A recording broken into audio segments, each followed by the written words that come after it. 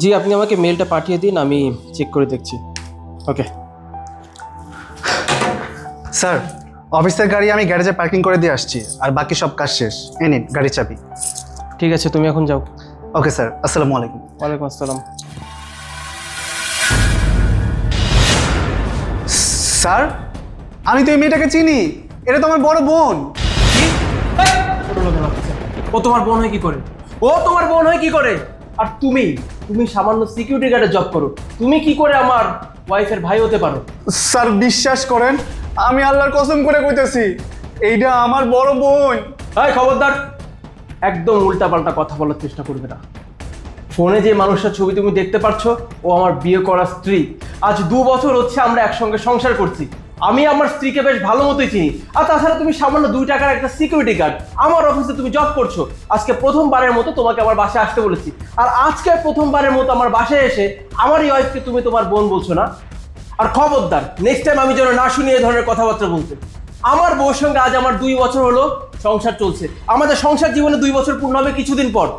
আমার বউকে আমি বেশ ভালো মতো চিনি। আর তাছাড়া আমার বউ তো এতিম, এই পৃথিবীতে ওর আপন বলতে কেউ নেই। তুমি হুট করে এসে বলবে তুমি ওর ভাই, আর আমি সেটাই বিশ্বাস করে নিবো, তাই না? স্যার, আপনি এগুলো কি করতেছেন? আমার বোন এতিম হবে কি লিগা? আমার মা আছে, আমি আছি, আমার বোন তো এতিম না। তাছাড়া আমি আমার বোনের খোঁজার লিগে গ্রাম থেকে শহরে আইছি স্যার। এইটা আমার বড় বোনেরই ছবি। স্যার, গ্রামে আমার মাটা অনেক অসুস্থ, আমার মায়ে কইতাছে বোনরে খুঁজাই না দিতে, তাই তো বোনরে খোঁজার জন্য আমি শহরে আইছি।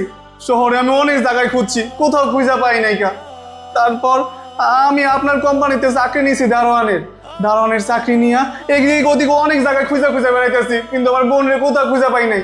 কিন্তু স্যার, আপনার ফোনের মধ্যে এই ছবিটা আমার নিজের আপন বড় বোন। আপনি বিশ্বাস করেন স্যার, আমি আল্লাহর সাক্ষী রেখে কইতেছি এটা আমার আপন বড় বোন। স্যার, আমার বড় বোন পড়ালেখা শেষ করে শহরে আইছিল চাকরি করবার লিগা। তারপর থেকে হঠাৎ করে জানি কি হইলো, বোনটা আমার লোকে যোগাযোগ করা বন্ধ করে দিল। আমরা অনেক চেষ্টা করছি বোনের লোকে যোগাযোগ করার, কিন্তু আমরা যোগাযোগ করি নাই। আমরা কোথায় কোথায় খুঁজছি আমি স্যার আপনারা কইতে পারবো না। কিন্তু বোনটা খোঁজার জন্য আমি শহরে আইছি ঠিকই, কিন্তু আমি আমার বোনকে খুঁজে পাই নাই। আপনার ফোনের মধ্যে যে ছবিটা, এটা আমার বড় বোনের ছবি স্যার, আপনি বিশ্বাস করেন। স্যার, আপনার আমার কথা বিশ্বাস হইতেছে না তো? ঠিক আছে, এক কাজ করেন, আপনি আমার বোনের ডাইকা দেন। আমার বোন আমার দেখলে ঠিকই জড়াই ধরবো, আমার দেখে ঠিকই চিনবো। আপনি আমার বোনের ডাইকা দেন স্যার। কি বলছো তুমি? আমি আমি তো কিছুই বুঝতে পারছি না। দুলা তো আমাকে এতদিন ধরে বলে আসছিল ও এতিম, এই পৃথিবীতে নাকি ওর কেউ বেঁচে নেই।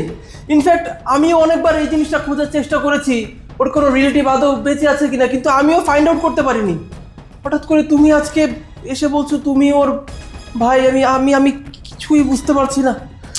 স্যার, আপনার আল্লাহর দোহাই লাগে স্যার, আপনি একটা বার আমার বোনের লোকে আমার সাথে দেখা করার ব্যবস্থা করে দেন স্যার, তাই সবকিছু ক্লিয়ার হয়ে যাইব। আমার বোনেই কইবো যে আমি তার ছোট ভাই। হ্যাঁ, কথা তো বলাই দিতে হবেই, কারণ তুমি যেই কথাটা বলেছো, এ কথা শোনার পর আমার মাইন্ড কাজ করছে না। আমি এটা কি শুনলাম? আচ্ছা ঠিক আছে, আমি দোলার সঙ্গে তোমাকে দেখা করার ব্যবস্থা করে দিচ্ছি। তুমি যেটা বলছো সেটা যদি সত্যি হয়, তাহলে দোলার কিভাবে কি ব্যবস্থা করতে হয় সেটা আমি বেশ ভালো মতো জানি। আর বাই এনি চান্স তুমি যেটা বলছো সেটা যদি মিথ্যা হয়, তাহলে তোমার চাকরি কিন্তু থাকবে না। স্যার, আমি আমার চাকরি হারানোর ভয় পাই না, আমার চাকরি গেলে যাই, কিন্তু আমার বোনের আমার লাগবো। আপনি যেভাবেই হোক আমার বড় বোনের লোকে আমার কথা করার ব্যবস্থা করে দেন। আমার বড় বোনের লোকে আমার সাথে কথা কয়ে দেন, তারপর আপনি আমার যদি যা শর্ত দিবেন আমি তাই মেনে নিব। এমনভাবে বলছো, বিশ্বাস না করেও পারছি না। আচ্ছা এক কাজ করো, তুমি এখন যাও, আমি কিছুক্ষণ পরে তোমাকে ডাক দিলে আসবে। ঠিক আছে স্যার, আসসালামু আলাইকুম। ওয়ালাইকুম আসসালাম। এটা কিভাবে সম্ভব হতে পারে? তার মানে তোলা এতদিন আমাকে মিথ্যা বলতো?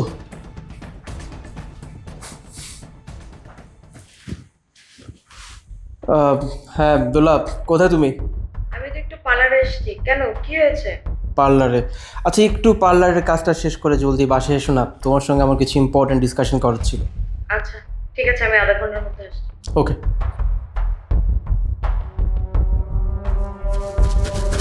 কি ব্যাপার সাজিদ, তুমি কি অসুস্থ বোধ করছো? এত তাড়াহুড়ো করে আমাকে বললে আসতে, আমি কাজ আনকমপ্লিট করে চলে আসলাম। পার্লারের কাজ তুমি পরেও করাতে পারবে, আগে তোমার সঙ্গে আমার কিছু ইম্পর্টেন্ট কথা ছিল সেটা শেষ করি। যদিও এই ব্যাপারে তোমার সঙ্গে আমার এর আগেও বেশ কয়েকবার কথা হয়েছে, কিন্তু আজকে আমার কেন জানি মনে হচ্ছে এই কথাটা শেষ করা দরকার। আচ্ছা, তুমি আমাকে এর আগেও বারবার বলেছো, আমিও তোমাকে এর আগে অনেকবার জিজ্ঞেস করেছি যে এই পৃথিবীতে সত্যিই কি তোমার আমি ছাড়া কেউ নেই, মানে তুমি কি আসলে এতিম? তুমি বরাবরই একই কথা বলে এসছো যে হ্যাঁ, এই পৃথিবীতে তোমার কেউ বেঁচে নেই, তুমি এতিম। আমি তোমাকে এটাও জিজ্ঞেস করেছি যে তোমার কোনো আত্মীয় স্বজন কেউ কি পৃথিবীতে নেই? তুমি আমাকে বরাবরই একই জবাব দিয়েছো যে না, এই পৃথিবীতে তোমার সত্যি কেউ বেঁচে নেই। আমি একমাত্র মানুষ যে কিনা পৃথিবীতে তোমার আপন। আমি আজকে শেষবারের মতো তোমাকে জিজ্ঞেস করছি, তুমি কি সত্যি এতিম? সাজিদ, তুমি হঠাৎ আবার এই প্রশ্নটা আমাকে কেন করলে? আমি তোমার কাছে কোনো কিছু সত্য গোপন করিনি, কারণ আমি জানি সত্য কখনো চাপা থাকে না, একদিন না একদিন প্রকাশ পায়। এই জন্য আমি তোমাকে আগেই কিন্তু সব সত্যটা বলেছি যে আমার ফ্যামিলির কেউ বেঁচে নেই। তারপরে তুমি কেন বারবার পাস্ট কথা জিজ্ঞেস করো, আমি এটাই বুঝি না। প্রেজেন্টে তো আমরা ভালোই আছি, তাই না? আর আমার যদি কেউ বেঁচে থাকতো, 2 বছর আমরা সংসার করছি, এই 2 বছরে কি কেউ আমার খোঁজ নিত না? বা আমি আমার রিলেটিভ যদি কেউ বেঁচে থাকতো, তাদের কাছে তোমাকে নিয়ে যেতাম না? তারা একটিবার হলেও তো আমাকে ফোন করতো, আমি কেমন আছি জানতে চাইতো। আমার ফ্যামিলির কেউ বেঁচে নেই, আমি এতিম। আর সেদিন তো তোমাকে সবই বললাম যে আমার পরীক্ষা ছিল বিধায় আমি যেতে পারিনি। আর আমার ফ্যামিলির সবাই আমার মামাতো বোনের বিয়ে খাওয়ার জন্য একটা মাইক্রো ভাড়া করে সবাই আনন্দ উল্লাস করতে করতে খুলনা চলে যায়। আসার পথে একটা বাসের সাথে মুখোমুখি সংঘর্ষে আমার ফ্যামিলির সবাই নিহত হয়। ভাগ্যের কি নির্মম পরিহাস! আমি এক্সামের কারণে যেতে পারিনি, তাই আমি বেঁচে গেছি। না হলে তো আমিও নিহত হয়ে যেতাম, তোমার লাইফেও আমি আসতে পারতাম না। আর তুমি কেন আমাকে বারবার আমার ফ্যামিলির কথা জিজ্ঞেস করো, আমি এটাই বুঝি না। আমি তো তোমার কাছে কোনো কিছু সত্য গোপন করিনি। সত্য গোপন করে কি কেউ কখনো সুখী হতে পারে বলো? এই জন্যই আমি তোমাকে সব কিছু আগেই বলে রেখেছি। 2 বছর সংসার করার পর তুমি এখন এসে আমাকে আবারও এই প্রশ্নটা করছো। আচ্ছা, এনিহাউ, তুমি কি আমাকে সন্দেহ করছো? না, সন্দেহ করছি না, আবার সন্দেহ করছি সেটাও বলতে পারো। আচ্ছা, আমি ধরে নিলাম যে তোমার পরিবারের সবাই অ্যাক্সিডেন্টে মারা যায়, আল্লাহ সবাইকে জান্নাতবাসী করুক। কিন্তু তোমার খালা অথবা মামা, তোমার তোমার মার বাড়ির পক্ষের কি কেউ জীবিত নেই? আমার খালা আসবে কোত্থেকে? আমার মাই ছিল আমার নানার একমাত্র মেয়ে।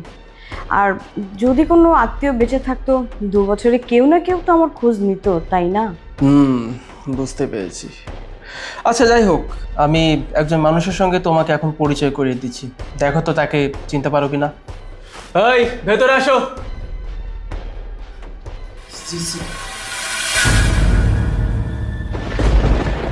দোলা, ওকে চিনতে পারছো? দোলা, বোন, তুই আমার চিন্তাছস না? আমি তোর ছোট ভাই শ্রাবণ, আমার চিনস না? বোন রে, 2 বছর পর আমি তোরে দেখলাম। তোরে আমি কোথায় কোথায় খুঁজছি, তোরে আমি কইতে পারুম না।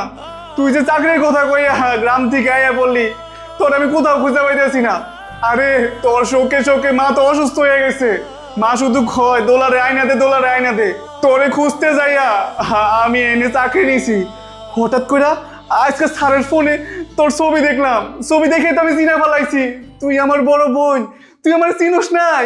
আরে, একটা সিকিউরিটি গার্ড, ওকে আমি কিভাবে চিনবো? সাজিদ, সিকিউরিটি গার্ড এগুলো কি বলতেছে? দোলা আমার নাম টাম নিয়ে একদম অস্থির বানাই ফেলতেছে। আর এই যে, আপনার কি মাথায় সমস্যা আছে নাকি? হ্যাঁ, আমি আপনার স্যারের ওয়াইফ, সম্মান দিয়ে কথা বলুন। আর সাজিদ, তুমি সিকিউরিটি গার্ডকে বাসায় ডেকে এনে এগুলো কি যাতা কথা বলতেছে তোমার সামনে, আর তুমি দাঁড়িয়ে দাঁড়িয়ে সেগুলো সহ্য করছো কি করে? দেখুন, যদি নিজের চাকরি বাঁচাতে চাস তাহলে এখান থেকে চলে যা। তোর সাথে এতক্ষণ আপনি করে কথা বলেছি, এখন তুই করে কথা বলতেছি। এর বেশি বাড়াবাড়ি করলে কিন্তু নিচতলার যে গার্ড আছে তাকে ডেকে কিন্তু ঘাট ধাক্কা দিয়ে বের করে দিব। যদি নিজের চাকরি বাঁচাতে চাস এখান থেকে সম্মান নিয়ে চলে যা। আপু, তোর কি হয়েছে কত? তুই আমারে চিনতেছস না? আমি তোর আদরের ছোট ভাই শ্রাবণ। তুই আমারে কোলে পিঠে করে মানুষ করছস, আমারে কোলে নিয়ে নিয়ে ঘুরছস, কত খাওয়াইয়া দিছস। মা যদি বকা দিত, তুই আমারে বাঁচাইতি মায়ের হাত থেকে। আর তুই কিনা করতেছস, তুই আমারে চিনতেছস না? বোন, তুই মজা করতেছস না? তুই আমার সাথে মজা করতেছস? 2 বছর পর দেখছে তো স্যার, এই জন্য বোন আমার লোকে মজা করতেছে। বোন তুই তুই আমার সাথে মজা করতেছস না? Mind your language. এতক্ষণ যাবত তোর বকবক আমি অনেক সহ্য করেছি। সামান্য একটা সিকিউরিটি গার্ড হয়ে বাড়ির বসের সাথে কিভাবে কথা বলতে হয় সেই ম্যানারটুকু তুই জানিস না। আমার হাজবেন্ড ভালো বলে না তোকে এখনো টলারেট করতেছে। ভালোই যদি নিজের চাকরি বাঁচাতে চাস, নিজের ফ্যামিলি নিয়ে বাঁচতে চাস, তাহলে এখান থেকে চলে যা। আর একটি বাজে কথাও কিন্তু তোর মুখ থেকে আমি শুনতে চাই না, তাহলে তোর স্যার তোকে কি বের করে দিবে। আমিই তোকে এই জব থেকে নট করে দিব বলে দিলাম। আমার মনে হয় কি জানিস, তুই পাগল হয়ে গেছিস। স্যারের ফোনে ছবি দেখেছিস, হয়তোবা মানুষ মাত্রই ভুল হতেই পারে, তোরও ভুল হয়েছে। হয়তোবা আমার মতো দেখতে ওর কোনো বোন ছিল, ওর বোনের কথা মনে পড়ে গেছে, এর জন্য আমাকে বোন ডেকে ফেলেছে, বুঝছো? থাক, গরিব মানুষ তো, ওর জবটা থাক। আর শোন, আমার এই পৃথিবীতে কেউ নেই। 2 বছর আগে একটা রোড অ্যাক্সিডেন্টে আমার পরিবারের সবাই মারা গেছে। আমার একটা পরীক্ষা ছিল, এর জন্য আমি যেতে পারিনি। আর তুই যে ভুলটা করেছিস এজন্য তোর স্যার, আমি তোকে ক্ষমা করে দিয়েছি, এখন তুই এখান থেকে যা। আমার এই পৃথিবীতে কেউ নেই। আর তুই বলছিস মা আমাকে দেখতে চায়, মা অসুস্থ। আরে আমার মা যদি বেঁচেই থাকতো, আমি মেয়ে হয়ে কি মার পাশে থাকতাম না, মাকে দেখতাম না? দেখ, তোর হয়তো মা আছে, বোন ছিল, এখন আমি তো তোকে বারবার বলছি মানুষ মাত্রই ভুল, তুইও ভুল করেছিস। সাজিদ, তুমি এখন এখান থেকে ওকে যেতে বলো তো। আমার না পায়ের রক্ত মাথায় উঠে গেছে, আমি কিন্তু এখন ওকে ঠাটিয়ে চল লাগাবো। চুপ করো, আর নাটক করতে হবে না। একের পর এক মিথ্যা বানিয়ে বলেই যাচ্ছ। আমি শুধু দেখছিলাম যে তুমি কতটা বলতে পারো, কতটা সুন্দর বানিয়ে তুমি মিথ্যা কথা বলতে পারো। কি মনে হয় তোমার আমি কিছুই জানি না? এই মানুষটা তোমার আপন ছোট ভাই, তোমার রক্ত। আরও কি বললো তুমি শুনতে পাওনি? গ্রামে তোমার মা অসুস্থ, যেই মা 10 মাস 10 দিন তোমাকে গর্ভে ধারণ করলো, তোমাকে লালন পালন করে বড় করলো, সেই মায়ের পরিচয় পর্যন্ত তুমি আমার কাছে গোপন করলে। হ্যাঁ, আচ্ছা, তুমি আমার কাছে পরিচয় গোপনটা কেন করলে? আমি তোমার কাছে বরাবর জিজ্ঞেস করতাম যখন, যে তুমি কি সত্যি এতিম কিনা। তুমি সবসময় আমাকে এই একই কথাই বলতে যে হ্যাঁ তুমি এতিম, তোমার পরিবারের কেউ নাকি বেঁচে নেই। আমার কেন জানি সন্দেহ হতো, কিন্তু তারপর আমি তোমাকে বিশ্বাস করতাম, কারণ আমি তো তোমাকে ভালোবাসতাম বিধে আমি তোমার সমস্ত কথা বিশ্বাস করতাম। কিন্তু আজকে শ্রাবণ যখন আমার ফোনে আমার আর তোমার ওয়ালপেপার দেখলো, ও বললো তুমি নাকি ওর বোন। আর আমি তো ওর কথা বিশ্বাসই করতে চাইনি, এমনকি ওরকে হাত পর্যন্ত তুলেছিলাম। কিন্তু ও এমনভাবে কথা বললো, আমার কেন জানি সন্দেহ হলো। ভাবলাম একটা মানুষ কখনোই এভাবে বানিয়ে মিথ্যা বলতে পারে না। আমার ফোনে আমার আর তোমার ছবি, তাহলে তোমার ছবি দেখে ও কেন বলবে তুমি ওর বোন? পৃথিবীতে তো একই ধরনের অনেক মানুষ, অনেক চেহারার মানুষ থাকতে পারে, এটা স্বাভাবিক, কিন্তু এই ধরনের কথাবার্তা শুধু রূপকথার গল্পেই মানায়, বাস্তবে না। ও যখন আমাকে কথাগুলো বললো, আমার মনে হয়েছিল যা বলছে একদম ঠিক বলছে। আর তখনই আমি ওকে বলি যে ঠিক আছে তুমি যাও, আমি যাচাই বাছাই করে দেখছি তুমি যেটা বলছো সেটা ঠিক নাকি ভুল।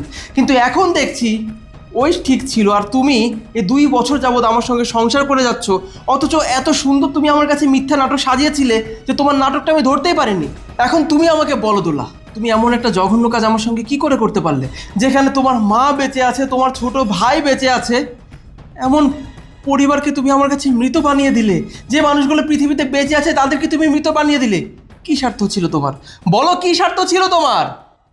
সাজিদ, আমি তোমার কাছে সত্যি এতদিন যা বলেছি সব মিথ্যে বলেছি, নিজের স্বার্থে, লোভে পড়ে। এই যে মানুষটা যা বলেছে সবই সত্যি। ও আমার ভাই, গ্রামে আমার মা। আসলে আমি ভার্সিটিতে যখন পড়াশোনা করেছি সবাইকে দেখতাম আলিশানভাবে চলাফেরা করতো। ওদের লাইফস্টাইল আমার লাইফস্টাইল দেখে না আমি ওদের থেকে অনেক হিংসা করতাম।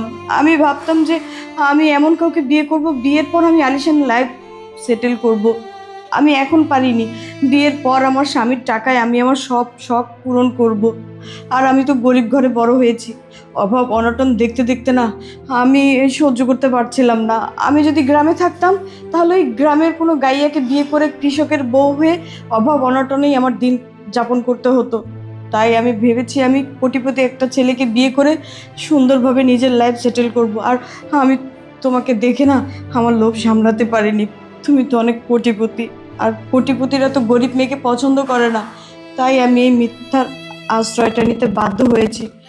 সাজিদ, তুমি আমাকে ভুল বুঝো না, আমি যা করেছি সব নিজের স্বার্থেই করেছি। তোমার কাছে মিথ্যাটা বলা আমার একদম উচিত হয়নি। আজ দেখো সাজিদ, আমারই ছোট ভাই আমার চোখের সামনে থাকা সত্ত্বেও আমি ওকে চিনেও নাচানার ভান করেছি। আমি অনেক বড় ভুল করেছি সাজিদ, আমাকে তুমি ক্ষমা করে দাও।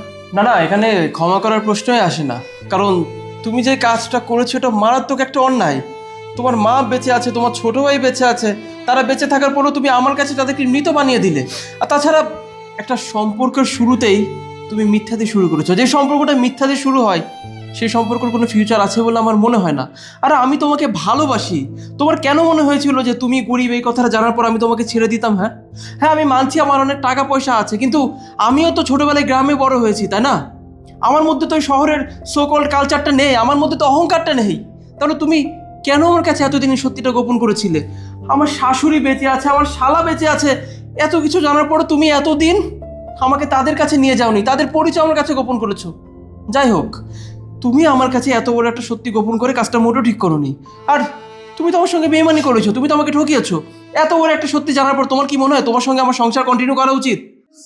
স্যার, ম্যাডাম, আপনারা থামেন। আসলে স্যার, ভুলটা আমারই হয়েছে। আমি মিথ্যা কথা কইছি। উনি আমার বোন না। আসলে উনি আমার বোন হইতে পারে না। উনি যদি আমার বোন হইতো, উনি ঠিকই আমার জড়াইয়া ধরতো। আসলে উনি আমার বোন না, উনি আমার পরিচিত কেউ না। স্যার, আপনি আমারে কইছেন না আপনার ওয়াইফ যদি আমার বোন না হয় তাহলে চাকরি থেকে বাইর করে দিবেন। স্যার, আমারে বাই করে দেন, আমি গ্রামে যাবো, আমার মায়ের কাছে চলে যাবো। আমার বোন আমার আর খোঁজা লাগবো না। আমি আমার মায়ের থেকে কমো, আমি আমার বোনটা খুঁজা পাই নাই, আমি খুঁজা পাই নাই। শ্রাবণ, এভাবে কথা বলো না ভাই, তোমার তো কোনো দোষ নেই। তুমি তো তোমার বোনকে খুঁজতে এসেছিলে, কিন্তু তোমার বোন এতদিন কিসের মোহর মধ্যে ছিল হালাই ভালো জানে। যাই হোক, তুমি আমাকে স্যার বলছো তো, আমি তো তোমার স্যার না, আমি তো তোমার দুলাভাই। তুমি তো আমাকে দুলাভাই বলে রাখবে। আর কিছুক্ষণ আগে আমি কি বললাম তুমি শুনতে পাওনি?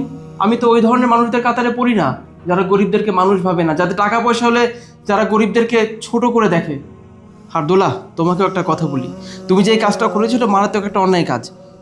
আমি তোমাকে শেষবারের মতো ক্ষমা করে দিচ্ছি, কিন্তু তুমি আমার কাছে মাপ না চেয়ে তুমি মাপ চাবে তোমার পরিবারের কাছে, তোমার মার কাছে। কারণ তোমার মা এতদিন তোমার জন্য পথ চেয়ে বসে আছে। তুমি একটাবার তার কাছে চলো, গিয়ে মাপ চাও, দেখবে তোমার মা সব কিছু ভুলে যাবেন। আর আমিও চাই আমার শাশুড়ির সন্ধান পেতে, আমিও চাই আমার শাশুড়ির কাছে গিয়ে শাশুড়ির আদর, যত্ন, স্নেহ, মমতা এগুলো পেতে।